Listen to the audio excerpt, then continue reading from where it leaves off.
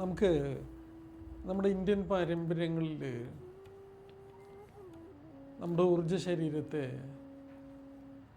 അതുപോലെ തന്നെ ചക്രകളെ, ചക്രസ്, വീൽ എന്നർത്ഥത്തിൽ, സംസ്കൃതത്തിൽ വീൽ എന്നർത്ഥത്തിൽ പ്രധാനപ്പെട്ട വൈറ്റൽ എനർജി സെൻറ്റേഴ്സ് ഉണ്ട്. നമ്മുടെ ഊർജ്ജ ശരീരത്തിനോട് ബന്ധപ്പെട്ടത് നിലകൊള്ളുന്നു, ഉള്ളിൽ നിന്നും പുറത്തേക്കായത് നിലകൊള്ളുന്നു. നമുക്കതിന് വ്യത്യസ്തമായ രാജ്യങ്ങളിൽ വ്യത്യസ്തമായ പേരുകളിൽ, നമ്മുടെ ഇന്ത്യയിൽ അതിന് അത്രമാത്രം പോപ്പുലാരിറ്റി വേദങ്ങളിലും ഉപനിഷത്തുകളിലൊക്കെ അതിനെക്കുറിച്ച് വളരെയധികം പറയുന്നുണ്ടെങ്കിലും അത് ഉപയോഗിച്ചൊരു ചികിത്സാ സമ്പ്രദായത്തിനെ കുറിച്ചൊക്കെ നമ്മുടെ നാട്ടിൽ അത്രമാത്രം അതൊരു വിപുലമായ തലത്തിലേക്ക് ഡെവലപ്പ് ചെയ്തിട്ടുണ്ടായിരുന്നില്ല.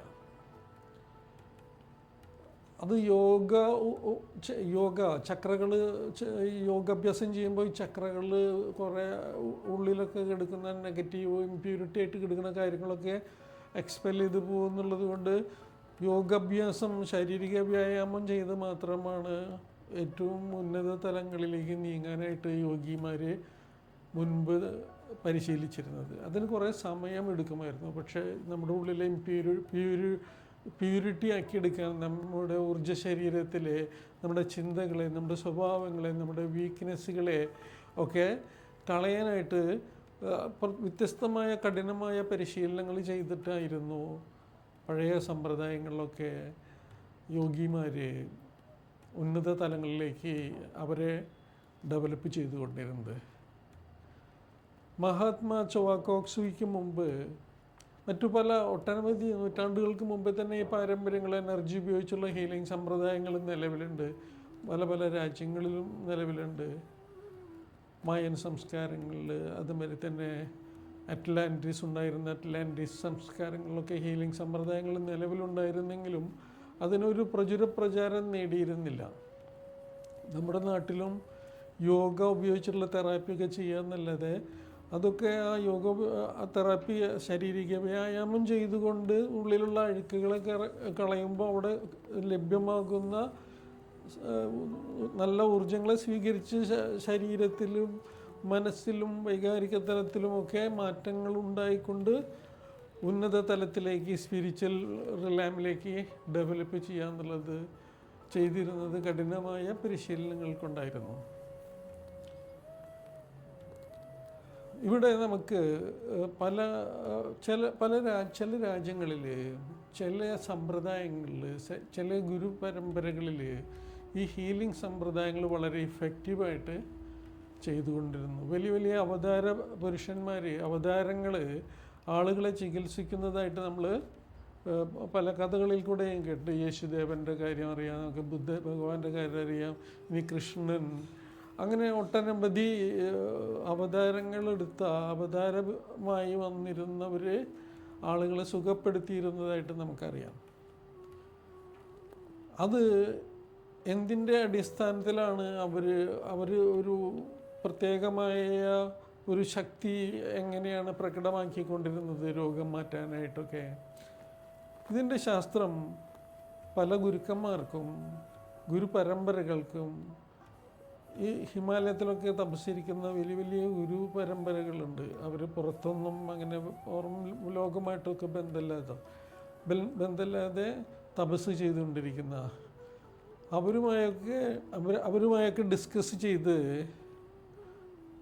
മഹാത്മാ ചൊവാക്കോക്സുവി പല കാര്യങ്ങളെയും പുറത്തു കൊണ്ടുവന്നു. ഹീലിംഗ് സമ്പ്രദായങ്ങളിൽ ചൈന, ജപ്പാൻ പോലെയുള്ള സ്ഥലങ്ങളിലായിരുന്നു ഹീലിങ്ങിന്, എനർജി ഉപയോഗിച്ചുള്ള ഹീലിങ്ങിന് കൂടുതലായിട്ട് ഇമ്പോർട്ടൻസ് കൊടുത്തിരുന്നത്. എനർജിയെ അവർ ചി എന്നാണ് വിളിക്കുക, ചൈനക്കാർ, ജപ്പാൻകാർ കി എന്നാണ് വിളിക്കുക. നമ്മുടെ ഇന്ത്യയിലുണ്ടായിരുന്ന ബോധിധർമ്മ എന്ന പേരുള്ള ഒരു സന്യാസി ഇവിടെ ബുദ്ധമതം പ്രചരിപ്പിക്കാനായിട്ട് ഇവിടെ നിന്ന് അദ്ദേഹം ചൈനയിലേക്കും ജപ്പാനിലൊക്കെ പോയി. അവിടെ ചെന്ന് അദ്ദേഹം പല ചികിത്സാ സമ്പ്രദായങ്ങൾക്കും വേണ്ടി ചികിത്സാ സമ്പ്രദായങ്ങളെയും എനർജി ഹീലിങ്ങുകളും മാർഷൽ ആർട്സുകളുമൊക്കെ പ്രചരിപ്പിച്ച് അവിടുത്തെ ജനങ്ങളെ ഉത്ബോധരാക്കി. നമ്മുടെ ഇന്ത്യയിൽ അത് അത്രമാത്രം വികാസമുണ്ടാക്കാനായിട്ട് സാധിച്ചില്ല. മഹാത്മാ ചുവാക്കോക്സി ഫിലിപ്പൈൻസിലാണ് ജനിച്ചതെങ്കിലും അദ്ദേഹത്തിൻ്റെ പാരമ്പര്യം ചൈനയിലായിരുന്നു. അദ്ദേഹത്തിൻ്റെ ആ ജന്മത്തിൻ്റെ പ്രത്യേകത കൊണ്ട് തന്നെ അദ്ദേഹം വളരെ ചെറുപ്പത്തിലെ തന്നെ എനർജി ഉപയോഗിച്ചുള്ള ഹീലിംഗ് സമ്പ്രദായങ്ങളെ പഠിക്കാനായിട്ട് അദ്ദേഹം എൻജിനീയറിങ്ങിന് പഠിക്കുന്ന സമയത്ത്, അതുപോലെ തന്നെ റിസർച്ച് സ്കോളറായിരുന്ന സമയത്തൊക്കെ അദ്ദേഹം പല രാജ്യങ്ങളിലും യാത്ര ചെയ്ത് വലിയ വലിയ ഉന്നതരായിട്ടുള്ള ഗുരുക്കന്മാരെ, കബല്ല സന്യാസിമാരെ, ചൈനീസ് മോങ്കുകളെ, സെൻ ഗുരുക്കന്മാർ, ജപ്പാനിലുള്ള സെൻ ഗുരുക്കന്മാർ, ടിങ് ഗുരുക്കന്മാർ, ജപ്പാനിൽ ഓരോ പേരിൽ വിളിക്കപ്പെടുന്ന പല സ്കൂളുകളുണ്ട്. അപ്പോൾ അവരൊക്കെ ആയി പോയി അവരായിട്ട് ഡിസ്കസ് ചെയ്ത് അദ്ദേഹം ഒരു സ്കോളറും കൂടിയാണല്ലോ, റിസർച്ച് സ്കോളറും കൂടി ആയതുകൊണ്ട് തന്നെ അദ്ദേഹത്തിന് ഈ എനർജിയും ഫിസിക്കൽ സയൻസും ഒക്കെ അറിയാവുന്നത് കൊണ്ട് തന്നെ ഇത് എങ്ങനെ ഫീൽ ചെയ്യാം, എങ്ങനെ അതിനെ മനസ്സിലാക്കി സാധാരണക്കാർക്കും മനസ്സിലാക്കാവുന്ന രീതിയിൽ ഇതിന് സിലബസുകൾ തയ്യാറാക്കി ലോകത്തിന് സമർപ്പിച്ചു എന്നുള്ളതാണ്. മാ ഷാർലറ്റ് അത് ലോകം മുഴുവനും എത്തിക്കാനായിട്ട് കൂടെ പ്രവർത്തിച്ച് അദ്ദേഹത്തിൻ്റെ ലൈഫ് പാർട്ട്ണറായിട്ട് നിലകൊണ്ടു എന്നുള്ളതാണ്. അതുകൊണ്ട് ഇന്ന് ലോകം മുഴുവനും ഇത് വളരെ പ്രചാരം നേടിയിരിക്കുന്നു. നമ്മുടെ നാട്ടിൽ കുറേ കൂടിയും സമയം എടുത്തിട്ടാണ് ആളുകൾ ഇങ്ങനെയുള്ള കാര്യങ്ങൾക്ക് സീരിയസ് ആവുന്നത്.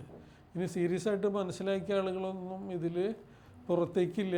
അവരുടെ സ്വകാര്യ ജീവിതങ്ങളിലും മറ്റുള്ള ചുറ്റുപാടുകളിലും മാത്രമേ ഉള്ളൂ. ഇത് കൂടുതലായിട്ടും പബ്ലിക്കിലേക്ക് എത്താനായിട്ട് വളരെ കുറച്ച് കാര്യങ്ങളെ നമ്മുടെ നാട്ടിലുള്ളൂ. പുറത്ത് ജപ്പാനിലും ചൈനയിലും ഒക്കെ ഉള്ള പോലത്തെ ഇവിടെ അത്രമാത്രം ഒരു എക്സ്പാൻഷൻ ഇത്ര വർഷങ്ങളായിട്ടും വന്നിട്ടില്ല.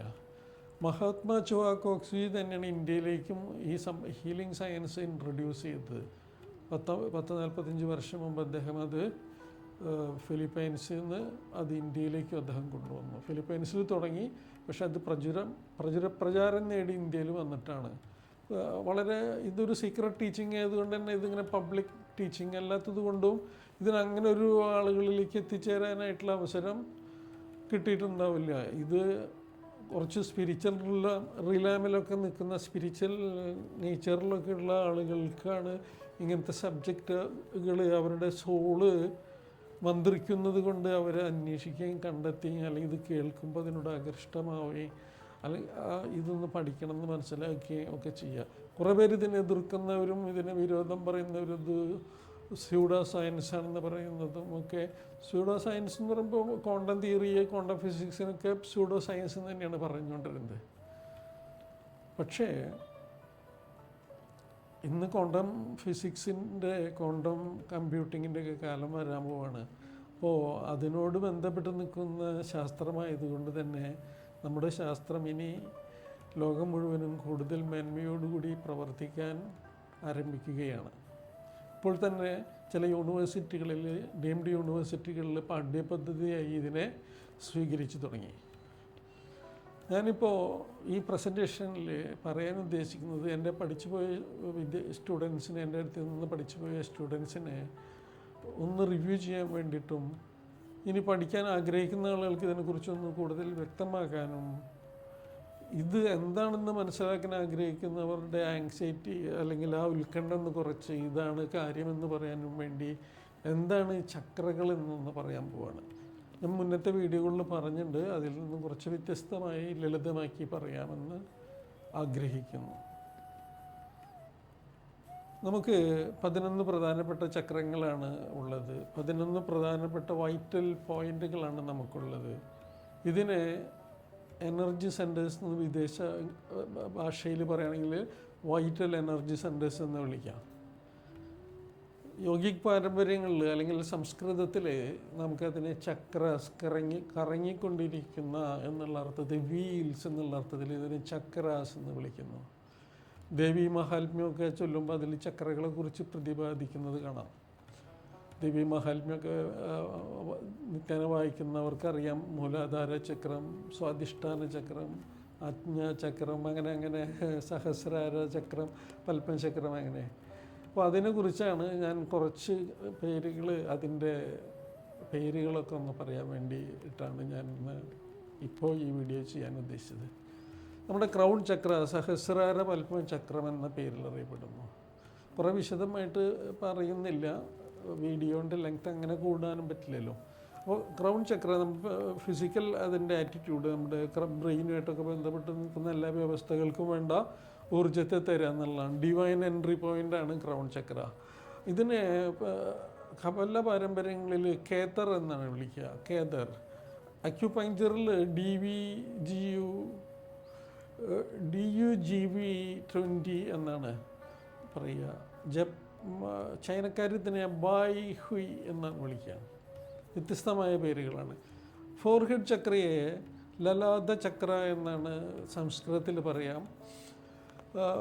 ചുക്മ എന്നാണ് കബല പാരമ്പര്യങ്ങളിൽ പറയാം.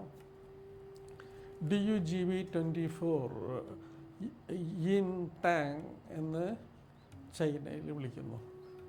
Acupuncture point DUGV24. അതുപോലെ ത്രോട്ട് ചക്ര വിശുദ്ധി ചക്ര എന്ന് സംസ്കൃതത്തിൽ പറയുന്നു.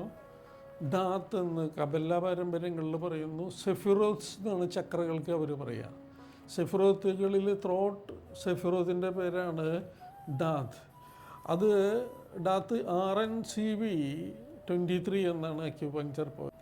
അതുമാതിരി ഫ്രണ്ട് ഹാർട്ട് ചക്ര സ്നേഹത്തിൻ്റെ ഇരിപ്പിടം. അനാഹത ചക്ര ചെസ്സദ് എന്നാണ് വിളിക്കുക. ഇവിടെ കബല പാരമ്പര്യങ്ങളിൽ ഇതിനെ ചെസ്സദ് എന്ന് വിളിക്കുന്നു. RNCV18 എന്ന് പറയുന്നു. യുടാം എന്നാണ് ചൈനക്കാർ ഇതിനെ വിളിക്കുക.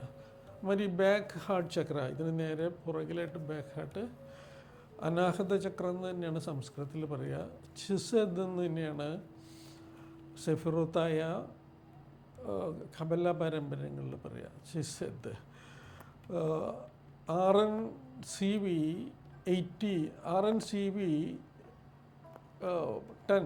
RNCV10 ആണ്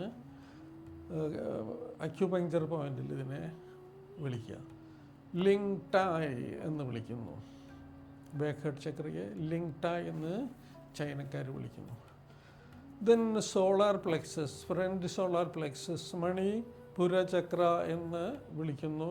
സംസ്കൃതത്തിൽ ഗൗറ എന്ന് കബല പാരമ്പര്യങ്ങളിൽ വിളിക്കുന്നു. RNCV12 എന്നാണ് അക്യുപങ്ചറിൽ വിളിക്കുക. ഷ്വാങ് ഹാം എന്നാണ് ചൈനക്കാർ ഇതിനെ വിളിക്കുക. ഫ്രണ്ട് ഹാർട്ട് ചക്ര, അനാഹത ചക്ര എന്ന് പറയുന്നു. ചെസ്സദ് എന്ന് സെഫ്രോത്തുകളിൽ ചെസ്സദ് എന്ന് കബല പാരമ്പര്യങ്ങളിൽ പറയുന്നു. RNCV18 എന്ന് അക്യുപങ്ചറിൽ പറയുന്നു. യുടാം എന്ന് ചൈനക്കാർ വിളിക്കുന്നു. അതുപോലെ ബാക്ക് ഹാർട്ട് ചക്ര, ഫ്രണ്ടിൻ്റെ നേരെ പുറകിൽ ബാക്ക് ഹാർട്ട് ചക്രയുണ്ട്. ബാക്ക് ഹാർട്ട് ചക്രയെ ചെസ്സദ് എന്നാണ് വിളിക്കുക. അനാഹത ചക്ര എന്ന് സംസ്കൃതത്തിൽ വിളിക്കുന്നു. ചെസ്സദ് എന്ന് കബല പാരമ്പര്യങ്ങളിൽ വിളിക്കുന്നു. DUCV10 എന്ന് അക്യുപങ്ചർ പോയിന്റിൽ പറയുന്നു. ലിങ് ടായ് എന്ന് ചൈനക്കാർ വിളിക്കുന്നു. ദെൻ ഫ്രണ്ട് സോളാർ പ്ലെക്സസ് ചക്ര, മണിപുര ചക്ര എന്ന് സംസ്കൃതത്തിൽ വിളിക്കുന്നു. ഗൗറ എന്ന് സെഫിറത്തുകളിൽ ഗൗറ എന്ന് കബല പാരമ്പര്യങ്ങളിൽ വിളിക്കുന്നു. RNCV12 ഷോങ് വാം എന്ന് ചൈനക്കാർ വിളിക്കുന്നു. അതുപോലെ ബാക്ക് സോളാർ പ്ലെക്സസ് ചക്ര, മണിപൂര ചക്രം എന്ന് തന്നെ പേര്. ഗൗറ എന്ന് തന്നെയാണ് സെഫിറോത്തുകളിൽ ഗൗറ എന്ന് തന്നെയാണ് കബല പാരമ്പര്യങ്ങളിൽ വിളിക്കുക. അക്യുപങ്ചർ പോയിന്റിൽ DUGV7 or 6 ഷോങ് ഷു അല്ലെങ്കിൽ ജി എന്ന് ചൈനക്കാർ വിളിക്കുന്നു. നേവൽ ചക്രയെ നാഭി ചക്രം എന്ന് വിളിക്കുന്നു. തിഫ്രേത്ത് എന്ന് നാഭി ചക്രയെ വിളിക്കുന്നു. RNCV8 ഷെങ് ക്യൂ എന്ന് ചൈനക്കാർ വിളിക്കുന്നു. സ്പ്ലീൻ ചക്ര, പ്രാണചക്രമെന്ന് സംസ്കൃതത്തിൽ വിളിക്കുന്നു. ഫ്രണ്ട് സ്പ്ലീൻ, രണ്ട് ഭാഗത്തേക്കുമായിട്ട് നിൽക്കുന്നു സ്പ്ലീൻ. ഫ്രണ്ട് സ്പ്ലീൻ ചക്രയെ നെച്ച എന്ന് വിളിക്കുന്നു. കപില പാരമ്പര്യങ്ങളിൽ SP16 എന്ന് അക്യുപങ്ചർ രീതികളിൽ വിളിക്കുന്നു. ഫു ഐ എന്ന് സ്പ്ലീനിനെ, ഫ്രണ്ട് സ്പ്ലീനിനെ വിളിക്കുന്നു. ബാക്ക് സ്പ്ലീനിനെ പ്രാണചക്രം എന്ന് തന്നെയാണ് സംസ്കൃതത്തിൽ വിളിക്കുക. നെച്ച എന്ന് തന്നെയാണ്, സെഫിറോത്തുകളിൽ നെച്ച എന്ന് തന്നെയാണ് കപില പാരമ്പര്യങ്ങളിൽ വിളിക്കുക. BL50 എന്ന് അക്യുപങ്ചർ പോയിന്റിൽ പറയുന്നു. വെയ് ലാങ് എന്ന് ചൈനക്കാർ വിളിക്കുന്നു. പിന്നെ മെങ്മെയിൻ ചക്ര, നമ്മുടെ പൊക്കിളിൻ്റെ നേരെ പുറകിൽ നിൽക്കുന്ന മെങ്മെയിൻ, വളരെ പ്രധാനപ്പെട്ട ചക്രങ്ങളിൽ, എല്ലാ ചക്രങ്ങളും വളരെ പ്രധാനപ്പെട്ടതാണ്. ഡിസ്ട്രിബ്യൂട്ടർ എന്നുള്ള അർത്ഥത്തിൽ അതിനെ പമ്പിങ് സ്റ്റേഷൻ എന്നാണ് നമ്മൾ അതിനെ വിളിക്കുക. പൊതുവെ എനർജീനെ ഡിസ്ട്രിബ്യൂട്ടിങ് അതോറിറ്റി ആയതുകൊണ്ട് തന്നെ മെങ്മെയിൻ ചക്രയ്ക്ക് തമിഴ്നാട്ടിൽ അതിനെ വിളിക്കുന്ന ഒരു പേര് ഉണ്ട്, കാഞ്ചീവർമ്മം എന്നാണ്. ഹോഡ് എന്ന് കപില പാരമ്പര്യങ്ങളിൽ വിളിക്കുന്നു. DUGV4 എന്ന് അക്യുപങ്ചറിൽ വിളിക്കുന്നു. മെങ്മെയിൻ എന്ന് ചൈനക്കാർ വിളിക്കുന്നു. മെങ്മെയിൻ. സെക്സ് ചക്ര, സ്വാധിഷ്ഠാന ചക്രം എന്ന് വിളിക്കുന്നു സംസ്കൃതത്തിൽ. യശോദ് എന്ന് സെഫിറോത്തുകളിൽ യശോദ് എന്ന് കപില പാരമ്പര്യങ്ങളിൽ വിളിക്കുന്നു. RNCV2 എന്ന് വിളിക്കുന്നു. അതുപോലെ ക്യൂഗു എന്ന് ചൈനീസ് പാരമ്പര്യങ്ങളിൽ വിളിക്കുന്നു. ദെൻ ബേസിക് ചക്ര, മൂലാധാര ചക്രം എന്ന് പറയുന്ന ചക്രം, മൂലാധാര ചക്രം വളരെ പ്രധാനപ്പെട്ട ചക്രങ്ങളിൽ ഒന്നാണ് മൂലാധാരം. മാൽക്കുത്ത് എന്നാണ് സെഫിറോത്തുകളിൽ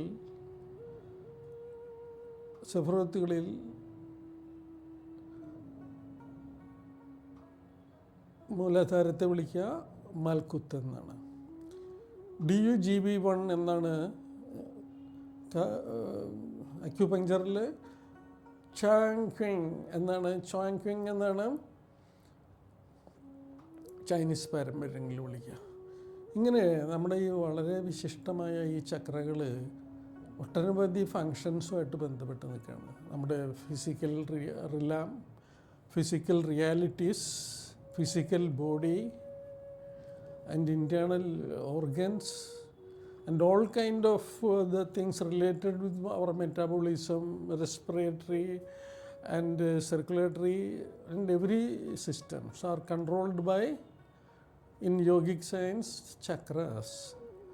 വളരെ പ്രധാനപ്പെട്ടതാണ്. അതിൽ തന്നെയാണ് അത് തന്നെ നമുക്ക് നമ്മുടെ സ്പിരിച്വൽ ബോഡിയായിട്ട് നിൽക്കുന്ന വേറെ ചില ലെയറുകളുണ്ട്. നമ്മുടെ mental aspect, emotional aspect and spiritual aspect, really of course physical aspect. ഈ ചക്രകൾ കാർമിക് സീഡ് പോലും ഈ ചക്രകളുമായിട്ട് ബന്ധപ്പെട്ട് നിൽക്കുന്നതാണ്. ഒട്ടനവധി കാര്യങ്ങളുണ്ട് ഇതിനെക്കുറിച്ച്. നമുക്ക് ഇത് ക്ലാസ്സുകളിലൊക്കെ വന്ന് പഠിക്കുകയാണെങ്കിൽ നിങ്ങൾക്ക് കുറേ കൂടി വിശദമായി ഇതിനെക്കുറിച്ചൊക്കെ മനസ്സിലാക്കാം. ഇവിടെ തൃശ്ശൂർ ഇതിൻ്റെ എല്ലാ ഹയർ ലെവൽസും പഠിപ്പിക്കുന്നുണ്ട്. On behalf of Mahatma Choa Kok Sui and Ma Charlotte and the Inner Sciences India Trust. My name is Ranjith. നിങ്ങൾക്ക് വീഡിയോ കാണുന്നവർക്കറിയാം, എന്നാലും ഒന്ന് പറഞ്ഞു. രഞ്ജിത്ത്, ഞാൻ തൃശ്ശൂർക്കാരനാണ്. തൃശ്ശൂർ എനിക്ക് ട്രെയിനിങ് സെൻ്റർ ഉണ്ട്. ചില കോഴ്സുകളൊക്കെ ഓൺലൈനിൽ കൊടുക്കുന്നുണ്ട്, ചെറിയ ക്ലാസ്സുകൾ, ലെവൽ 1, ലെവൽ 2, ലെവൽ 3 പോലെയുള്ളതൊക്കെ, ബേസിക്, അഡ്വാൻസ് ആൻഡ് സൈക്കോതെറാപ്പിയൊക്കെ. ബാക്കിയുള്ള കോഴ്സുകളൊക്കെ നിങ്ങൾ നേരിട്ട് തന്നെ വന്ന് പഠിക്കുന്നതാണ് എപ്പോഴും ഞാൻ റെക്കമെൻഡ് ചെയ്യുക. നമുക്കങ്ങനെ കുറേ ആളുകൾ കൂടി ഇരുന്ന് പഠിക്കാമെന്നൊന്നുമില്ല. കുറേ എൻ്റെ സമയം സ്പെൻഡ് ചെയ്യുന്നത്, എൻ്റെ ലൈഫ് ഞാൻ ഇതിനു വേണ്ടി മാറ്റി വെച്ചിട്ടുള്ളതാണ് വർഷങ്ങളായിട്ട്. അപ്പോൾ അതുകൊണ്ട് ഇനി ഒരാളുള്ളെങ്കിലും ഞാൻ അവരെ പഠിപ്പിക്കുമെന്നുള്ളതാണ്. പഠിക്കാൻ അവസരമുള്ള ആളുകൾക്ക് അത് ലഭ്യമാകുമ്പോൾ അതിന് അവസരം കളഞ്ഞിട്ട് കുറച്ചും കൂടി ആളുകൾ വരാൻ വേണ്ടി കാത്തിരുന്ന് അവരുടെ ആ സമയം കടന്നു പോകും. അതുകൊണ്ട് എൻ്റെ പഴയ എക്സ്പീരിയൻസ് അങ്ങനെ ആയതുകൊണ്ടാണ് ഞാനിപ്പോൾ അങ്ങനെ, ആരാണ് ആദ്യം ക്ലാസ് ചോദിക്കുന്നത് അവർക്ക് ക്ലാസ് തുടങ്ങും. അയാളുടെ തീരുമ്പോഴേ പിന്നീട് ആൾക്ക് കൊടുക്കുള്ള സമയം. ആൾ ഏതുവരെ പഠിക്കുന്നുണ്ടെന്ന് നോക്കും. പഠിക്കുന്നുണ്ട്, ലെവൽ 1, ലെവൽ 2, ലെവൽ 3, ലെവൽ 4. പക്ഷെ ഗ്യാപ്പിലൊക്കെ എടുക്കുന്ന ആൾക്ക് അതിൻ്റെ ഇടയിൽ ക്ലാസ്സുകൾ എടുക്കും. റെഗുലറായിട്ട് കൺസിക്യൂട്ടീവായിട്ട് വന്ന് പഠിക്കുന്ന ആളുകളുണ്ട്. അങ്ങനെ ആകുമ്പോൾ അവർക്ക് ലെവൽ 1 അങ്ങനെ എല്ലാ കോഴ്സുകളും പഠിക്കാനായിട്ട് വരുന്ന ആളുകളുണ്ട്. വിദേശികൾ വന്ന് പഠിച്ചങ്ങനെ താമസിച്ച് പഠിച്ചു പോകാറുണ്ട്. ഇത് നമ്മുടെ ഇന്ത്യയിലെ തന്നെ മറ്റ് പല സംസ്ഥാനങ്ങളിൽ നിന്നും വന്ന് പഠിച്ചു പോകാറുണ്ട്. ഹിന്ദി എനിക്ക് അത്ര വശമില്ല. അപ്പോൾ ഇംഗ്ലീഷ്, മലയാളം, ഇംഗ്ലീഷും മലയാളത്തിലെ ക്ലാസ് എടുക്കാറ്. അപ്പോൾ എല്ലാവരോടും എന്നെ ശ്രവിച്ചതിന് നന്ദി. ഇതൊക്കെ നിങ്ങളുടെ ജീവിതത്തിൽ വലിയ വിലപ്പെട്ട അറിവുകളാക്കി സ്വീകരിക്കണമെന്ന് അപേക്ഷിക്കുന്നു. ജീവിതത്തെ ഏറ്റവും മികച്ച തലത്തിലേക്ക് ഇതിൻ്റെ മെത്തേഡുകൾ, ഇതെങ്ങനെ നമുക്ക് യൂട്ടിലൈസ് ചെയ്യാം, നമ്മുടെ ജീവിതത്തിൽ ഇതുകൊണ്ട് എങ്ങനെ നമ്മുടെ ജീവിതത്തെ മാറ്റിയെടുക്കാം, ഫിസിക്കൽ ബോഡിയെയും ഫിസിക്കൽ എനർജി ബോഡിയെയും, ഇമോഷണൽ ബോഡി, അസ്ട്രൽ ബോഡിയെയും, മെൻ്റൽ ബോഡിയെയും, അതായത് ഇതൊക്കെ നമ്മുടെ സ്ഫിയറുകളായിട്ട് ബന്ധപ്പെട്ട് lithosphere and atmosphere, ionosphere and magnetosphere, അങ്ങനെ നമ്മുടെ എനർജി ബോഡി അങ്ങനെ നിൽക്കുകയാണ്. ഡിവൈൻ ബോഡി, ഈശ്വരീയമായ ബന്ധം, ഇതൊക്കെ ഇതിൻ്റെ ആഴം മനസ്സിലാക്കുന്ന ആളുകൾക്കാണ് ഇത് മനസ്സിലാക്കാൻ താല്പര്യമുള്ള ആളുകളാണ് ഇത് മനസ്സിലാക്കുക. അതിനൊരു നിയോഗം ഉണ്ടാവണം. അതിനുള്ള ഒരു ലെവൽ ഓഫ് അണ്ടർസ്റ്റാൻഡിങ് ലെവലിലേക്ക് ആ സ്പിരിച്വൽ പാത്തിൽ അവരുണ്ടെങ്കിലാണ് ഇവരിതൊക്കെ പഠിക്കുക.